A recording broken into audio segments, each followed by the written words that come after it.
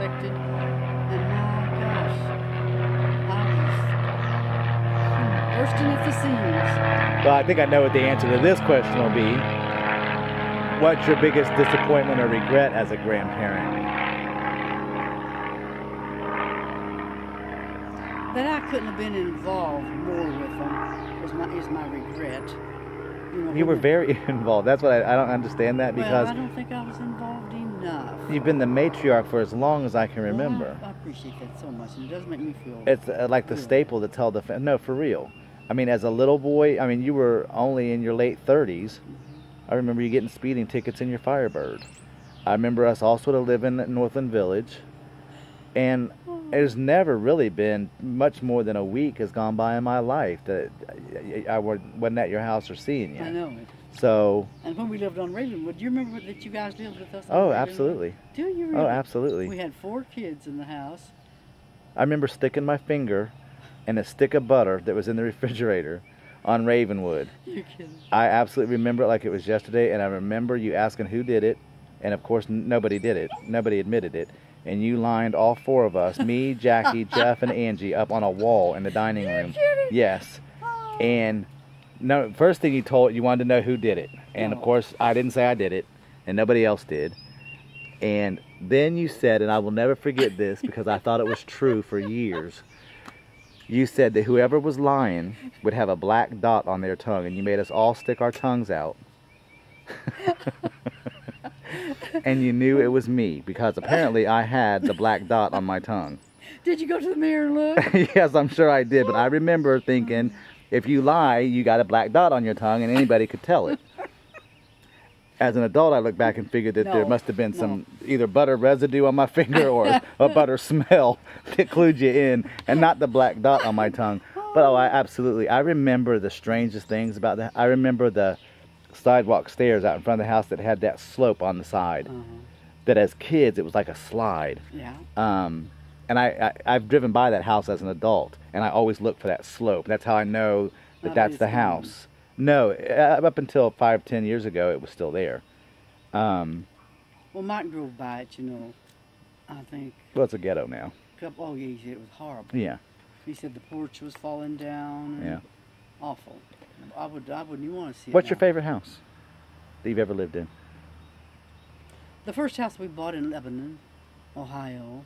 What would you say if you had to pick a period of time was your happiest time ever?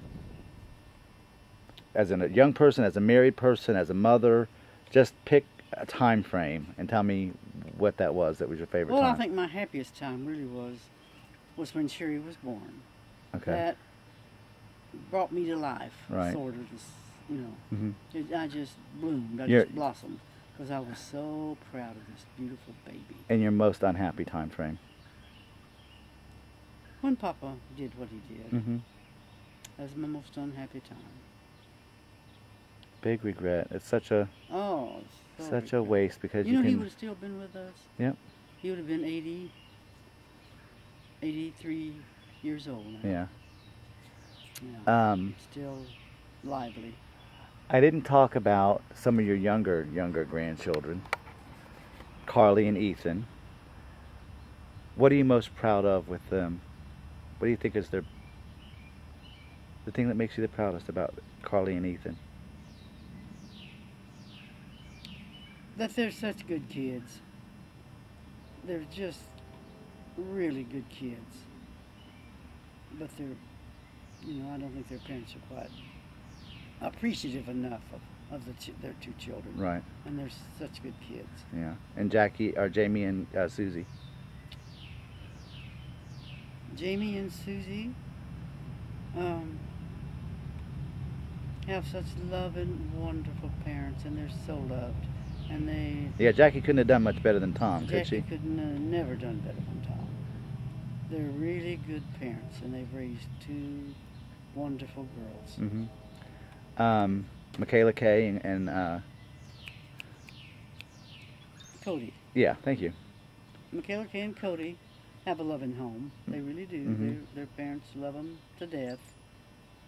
And Casey and Brian. Casey and Brian are wonderful young people. Regrets there? I mean, I know there was the gap where you didn't really see them for a long time. Do you feel that Oh, the regrets there is Michael being so upset right, when Jack and I got married, and right, wasn't allowed to have anything to do with him for right. 18 Do you feel years. like that time's been made up for now? I mean, are you?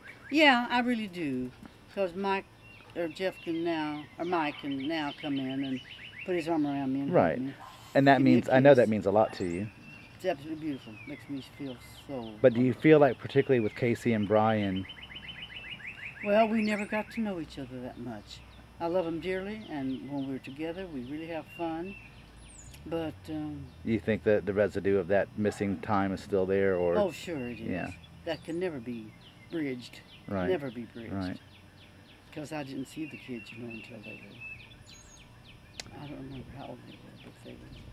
I want to talk about, and I'm not gonna. We'll sort of move on to happier stuff here in a minute, and wrap this up. But there've been a lot of things that have happened in the family that are not positives. There have been marriages that weren't good, Mom's, Angie's. There's me being gay, my addictions. There's been things that had to have been horrible disappointments to you. What do you think the secret in our family is that we are able to sort of we still love each other through all that stuff, Well, all the that's negative the key stuff? right there. That's the key. Is we love each other dearly. Mm-hmm. We love each other dearly, and we're ready to forgive. Right. And you being gay, well, the first time you come and told me that you were gay, I said, Steve, I knew, I've known for a long time. Right. And it doesn't bother me at all. We are the way God makes us. Right. And, you're such a wonderful, loving young man. Went through some hard times. Yeah, of course, of course. But I think all that is forgiven. I think one of the things, and I told Michael this when he came out and did the home inspection, that I think in some ways, some of the things I did in active addiction were, you got the worst end of the stick, but yet you were the first one that forgave. You were the first one. Well, you never banned me from your house, and I think ever the people did. I would never. You always were willing to believe that it was going to get better and that there was hope. And I think when other people completely gave up hope, you still had hope. I prayed, that someday you turn out just exactly like you did, and thank God, God answered our prayers. You're a fine young man, and I love you dearly. I love you too. What do you think, at the end of your life, your legacy will be to your family? What's the one thing that you would want? What message, if you had a message to give? That they would know that I always loved them dearly, never gave up on any of them, and that I always wanted the best for them. And what piece of advice would you give? Get a piece of advice to people like Carly and Ethan and the younger grandkids, Jonathan. What I didn't touch on Jonathan too much. You've got a great grandchild.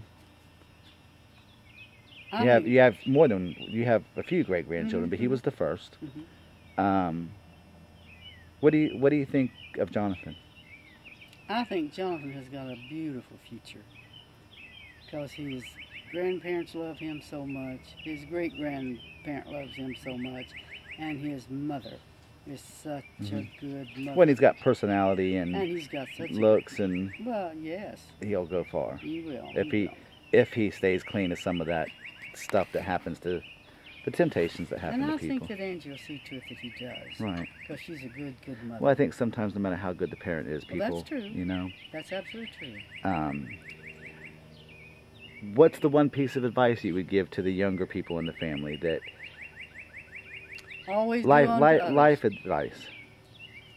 Always do unto others that you would have them to do unto you, and never be hurtful to the ones you love. Right. So. Okay, I'm gonna wrap this up. I don't know if there's anything else you want to say. I feel like this is sort of a tip of the iceberg. You and I have had these conversations. We've sat out on your back porch over the years, right, and talked about things. I got the answers to things I wanted to know, and I decided I wanted to put it on videotape, because, realistically,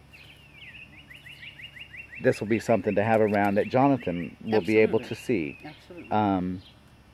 And he'll remember me. Well, absolutely. Yeah. I mean, I think he remembers Mildred Brightwell.